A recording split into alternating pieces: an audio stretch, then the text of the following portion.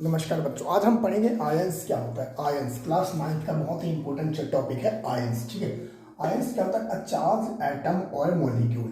ठीक, एक एटम के ऊपर अगर चार्ज आ जाता है तो उसको बोलते हैं आयंस। अभी हम पढ़ेंगे चार्ज क्यों आता है। ठीक है, अ चार्ज एटम और मॉलिक्यूल इज कॉल्ड आयन। ठीक, फिर आयंस हमारे दो टाइप के होते हैं, पॉजिटिव चार्ज भी हो सकता है, नेगेटिव चार्ज भी हो सकता है। भाई चार्ज कितने टाइप का होता है? दो ही होता है, या तो पॉजिटिव या तो नेगेटिव, है ना। तो पॉजिटिव चार्ज है, इसको क्या बोलते हैं? इसको बोलते हैं कैटायन। क्या बोलते हैं? Cation, CAT, cation ion. और नेगेटिव चार्ज को क्या बोलते हैं? Anion. क्या बोलते हैं? An ion. एग्जांपल आप देख सकते हो H प्लस और Al3 plus, chlorine Cl minus और OH माइनस। ठीक है, मैं आपको कुछ कैटायंस के और कुछ एनायंस के नाम बताता हूँ। देखो ये हमारे क्या है, ये सारे कैटायन हैं और ये सारे हमारे क्या हैं? एनायन है। ठीक, बहुत सारे हमारे कैटायन और एनायंस होते हैं। आप लिस्ट में देख सकते हैं, मैं कमेंट में लिस्ट डाल दूंगा पूरी, आप देख के याद कर सकते हैं कि कैटायन कौन से होते हैं और एनायन कौन से होते हैं। ठीक है, तो मैं एक बेसिक कंसेप्ट आपको बताने वाला हूँ कि एनायन और कैटायन बनते कैसे हैं। ठीक, देखो बेटा, ये हमारा एटम है। ये क्या है? एटम है। इसके सबसे अंदर की शेल है के, फिर है एल, फिर है एम, फिर है एन। ये ऐसे चलता रहता है। ठीक है, और इन शेल्स में क्या होते हैं हमारे? आप सबको पता है बीच में क्या होता है? प्रोटॉन प्लस न्यूट्रॉन होता है। ठीक है, इसके चारों तरफ कुछ शेल्स होती हैं जिसमें इलेक्ट्रॉन क्या करते हैं? घूमते रहते हैं। ये क्या है हमारे? इलेक्ट्रॉन्स, है ना। और इनको क्या बोलते हैं? शेल्स, या फिर क्या बोलते हैं? ऑर्बिट्स। ठीक है, तो ये हमारा एक बेसिक एटम का स्ट्रक्चर हुआ। ठीक है, बीच में प्रोटॉन और न्यूट्रॉन होता है और बाहर वाले सारे क्या होते हैं हमारे? इलेक्ट्रॉन। ऐसे हम रिप्रेजेंट करते हैं ई माइनस से इलेक्ट्रॉन को। ठीक, तो बेटा एक बात बताओ, हमारा एटम, कोई भी एटम स्टेबल कब होगा? एटम के स्टेबल के लिए 8 इलेक्ट्रॉन चाहिए। कहां पे? आउटर मोस्ट शेल में। आउटर मोस्ट शेल में कितने इलेक्ट्रॉन चाहिए? 8 इलेक्ट्रॉन चाहिए। एक्सेप्ट किसको? हाइड्रोजन और हीलियम को छोड़ के। हाइड्रोजन और हीलियम को छोड़ के हमें कितने इलेक्ट्रॉन चाहिए? 8 इलेक्ट्रॉन चाहिए। ठीक, स्टेबिलिटी के लिए, जिससे कि एटम स्टेबल हो सके। हाइड्रोजन और हीलियम को कितने इलेक्ट्रॉन चाहिए? हाइड्रोजन और हीलियम हमारा दो एटम्स पे, दो इलेक्ट्रॉन्स पे स्टेबल हो जाता है। ठीक है, कोई दिक्कत नहीं। तो ठीक है, हम ये पढ़ते हैं कि कैसे हमारा, देखिए इसको नोट डाउन कीजिए, और हम ये पढ़ते हैं कैसे हमारा स्टेबल होता है, कैसे हमारे चार्ज बनते हैं। ठीक है, देखिए ये क्या है? सोडियम। सोडियम का एटॉमिक नंबर कितना होता है? 11। बेटा जब हम ऐसे लिखते हैं, अंदर वाले शेल में 2 इलेक्ट्रॉन होता है। ठीक है, लिखना देख लीजिए, अंदर वाले में 2, उसके बाद कितना होता है? 8, फिर सब में कितना होता जाएगा? 8, फिर कितना होगा? 8। इस तरह से हमारे शेल्स भरते जाते हैं। भाई सोडियम में का एटॉमिक नंबर कितना है? 11। 11 क्या है इसका? Atomic number. और एटॉमिक नंबर मतलब क्या होता है? Number of electrons. ठीक है, मतलब सोडियम के पास 11 इलेक्ट्रॉन है, तो इसको हम कैसे लिख सकते हैं? 2,8,1। भाई ऐसे ही होगा, अंदर वाले में भी मैंने बताया 2 भर जाएंगे, उसके बाद 8 भर जाएंगे, 8 और 2 10 इलेक्ट्रॉन हो गए। अब कितना बचा? एक हमारा बाहर आ गया, है ना। तो अभी हमने पढ़ा था सोडियम को स्टेबल होने के लिए कितने इलेक्ट्रॉन चाहिए? सोडियम को स्टेबल होने के लिए इसके आउटर मोस्ट शेल में 8 इलेक्ट्रॉन चाहिए। तो सोडियम क्या बोलेगा? ये तो निकल चल, ये निकले तो कितने बचे? 8 बचे। अपन भी स्टेबल हो जाए, है ना। तो 2, 8 और 1। ठीक है, भाई सोडियम के पास कितने इलेक्ट्रॉन थे? 2 और 8 तो भूल जाओ। आउटर मोस्ट शेल में 1 इलेक्ट्रॉन बचा हुआ है। ठीक, अब आता है क्लोरीन के ऊपर। भाई क्लोरीन का एटॉमिक नंबर कितना होता है? 17। तो ऐसे लिख सकते हैं 2, इसके बाहर 8, इसके बाद 7 इलेक्ट्रॉन, है ना। मतलब क्लोरीन को हम लिख सकते हैं 2,8,7। ठीक, ये समझ आया। भाई इसके आउटर मोस्ट शेल में कितने इलेक्ट्रॉन है? 1। क्लोरीन के आउटर मोस्ट शेल में कितने इलेक्ट्रॉन है? 7। ये समझ आया। ये हमारा एटॉमिक नंबर है, इसको हमने इस फॉर्म में लिखा। ठीक है, ठीक है, आगे आइए। देखिए यहीं से हमारे दो कंसेप्ट आते हैं, वैलेंसी और वैलेंस इलेक्ट्रॉन। भाई सोडियम को हमने कैसे लिखा था 2,8,1, क्लोरीन को कैसे लिखा था 2,8,7।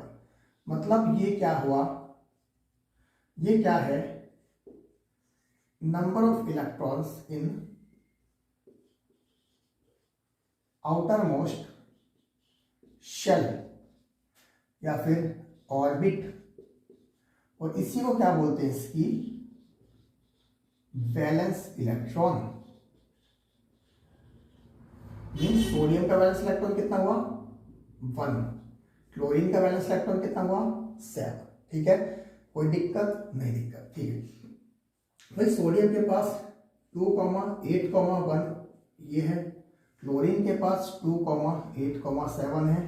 सोडियम बोलेगा तू जा, तो मैं फ्री हूं, क्योंकि फ्री मतलब स्टेबल कितने पे होता है 8 पे होता है। सोडियम बोलेगा तू जा, तो मेरे 8 बच जाए, मैं स्टेबल हूं। ये क्या बोलेगा, कोई या, तो मैं भी 8 हो जाऊं, मैं भी स्टेबल हो जाऊं। भाई क्योंकि इसके पास 7 है, ये तो किसी को देगा नहीं, है ना। इसके पास 7 है, इसको सिर्फ एक और चाहिए छोटा सा, है ना। आपके पास 10 रुपये, आपको 11 रुपये चाहिए, तो आपके अपने 10 रुपये किसी को देंगे, नहीं देंगे। आप सोचेंगे कि 1 रुपया कहीं से मिल जाए, है ना। तो आपके लेने की टेंडेंसी ज़्यादा होगी, देने की टेंडेंसी कम होगी। तो इसकी भी लेने की टेंडेंसी ज़्यादा होगी, इसकी इनकमिंग फ्री है, आने दे, क्योंकि एक ही चाहिए। और इसकी आउटगोइंग फ्री है, जाने दे, क्योंकि हटेगा एक तो मैं क्या हो जाऊंगा, स्टेबल हो जाऊंगा। ठीक है, तो क्या होगा, ये समझ आया। भाई इसके पास कितना था, 1 था, इसके पास कितना था 1 2 3 4 5 6 और 7, एक जगह खाली है, ये जाके यहाँ क्या हो जाएगा, फिट आ गया, और ये स्पेस क्या कर देगा, खाली कर देगा। ठीक, अब भाई एक चला गया तो कितना बचा 2,8, ये भी खुश, इसके पास 8 आ गया तो कितना हो गया 2,8,7 था, एक आ गया 8, ये भी खुश, दोनों बाई स्टेबल, है ना।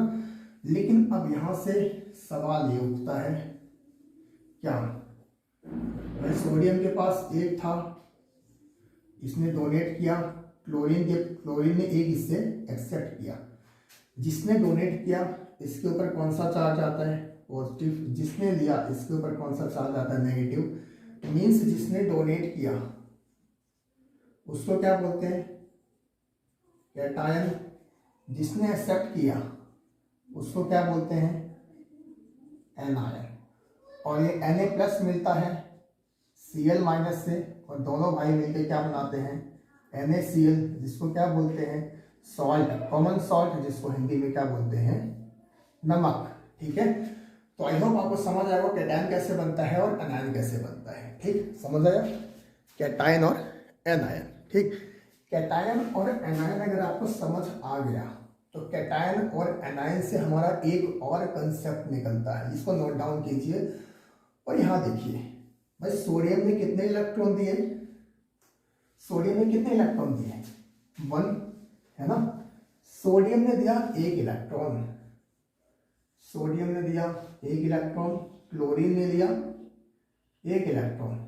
तो ये जो 1 था और ये जो 1 था, अभी हमने क्या पढ़ा था, यहाँ पर हमने क्या पढ़ा था, जो आउटर मोस्ट शेल में इलेक्ट्रॉन होते हैं उसको बोलते हैं वैलेंस इलेक्ट्रॉन। लेकिन जो इलेक्ट्रॉन डोनेट करता है या लेता है उसको क्या बोलते हैं, वैलेंसी। वैलेंसी क्या होती है, वैलेंसी को हम बोल सकते हैं combining capacity of an atom, है ना। और या फिर क्या बोल सकते हैं, नंबर ऑफ इलेक्ट्रॉन्स गेन और लूज बाय एन एटम। ठीक है, एक एटम हमारा कितने इलेक्ट्रॉन्स को गेन कर सकता है, कितने एटम्स को लूज कर सकता है, इसको हम क्या बोलते हैं, क्या बोलते हैं, वैलेंसी। ठीक है, इसी तरह से हम बहुत सारे मतलब अपने सब्सटेंसेस बना सकते हैं जो हमारे एनसीईआरटी में दिए हैं, और वैसे भी बाहर से भी बहुत सारे सब्सटेंसेस मैं बना के आपको दिखाऊंगा। ठीक है, तो इसको नोट डाउन कर लीजिए एक बार, और फिर हम आगे बढ़ते हैं।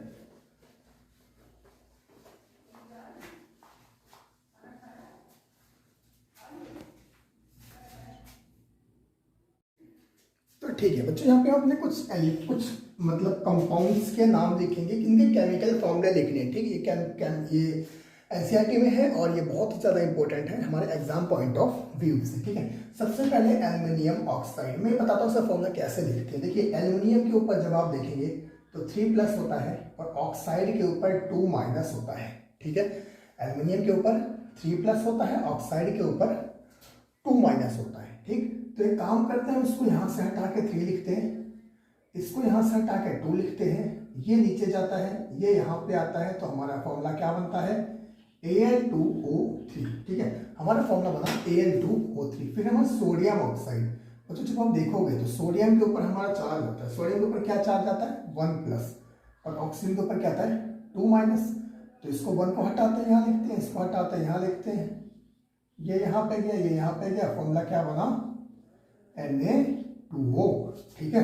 उसके बाद हमारा एल्यूमिनियम क्लोराइड, भाई एल्यूमिनियम का आपको सबको पता होगा Al3+ होता है, क्या ये 3+ कैसे है भाई, एल्यूमिनियम का एटॉमिक नंबर कितना होता है 13 होता है। इसको जब हम लिखेंगे तो ऐसे लिखेंगे 2,8,3, है ना। आउटर मोस्ट शेल में कितने हैं 3, अब ये 3 को दे सकता है, ले तो सकता नहीं, क्योंकि इसको कितने चाहिए 8 चाहिए, तो अगर लेना होगा तो इसको 5 कोई देगा नहीं, है ना। तो इसके पास क्या ऑप्शन बचा, ये इस 3 को डोनेट कर सकता है। तो यहाँ से क्या आता है 3+, और क्लोरीन का आपको पता है माइनस, इसको हटाते हैं 3 लगाते हैं, इसको हटाते हैं 1 लगाते हैं, यहाँ पे फॉर्मूला क्या बना हमारा ए। फिर आता है मैग्नीशियम हाइड्रोक्साइड, भाई Mg का आपको सबको पता है, Mg के ऊपर क्या आता है 2+ आता है, ठीक है। देखिए Mg के ऊपर 2+ है, हाइड्रोक्साइड के ऊपर क्या होता है OH-, ठीक। तो यहाँ पे 1 हुआ, यहाँ पे क्या हुआ 2 हुआ, फॉर्मूला क्या बनेगा, ये इसके नीचे जाएगा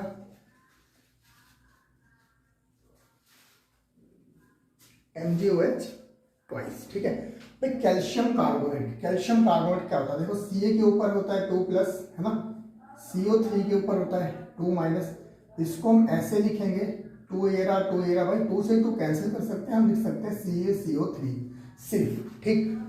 उसके बाद हमारा आता है क्विक लाइन, क्या हुआ क्विक लाइन का फॉर्मूला ये होता है, लिख लीजिए भाई कैल्शियम में कितना होता है Ca2+, O में कितना होता है 2-, ये सेम है तो हम काट सकते हैं, हमारा फॉर्मूला बनेगा।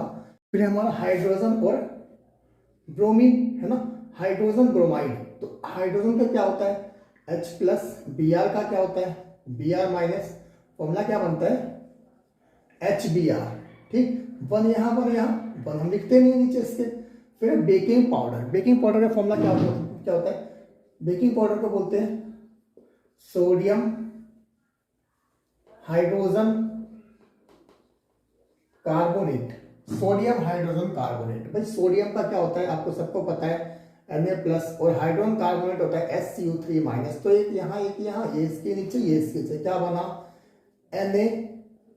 NaHCO3, ठीक है। फिर हमारा पोटेशियम सल्फेट मतलब भाई पोटेशियम क्या होता है K, है ना, और सल्फेट मतलब SO4 के साथ हमारा क्या लगता है, SO4 के साथ लगता है 2-, यहाँ पे लगता है 1+, तो 2 यहाँ पे 1 यहाँ पे, ये 2 इसके नीचे आएगा, है ना, ये यहाँ पे आएगा, तो हमारा फॉर्मूला क्या बनता है K2SO4, ठीक है।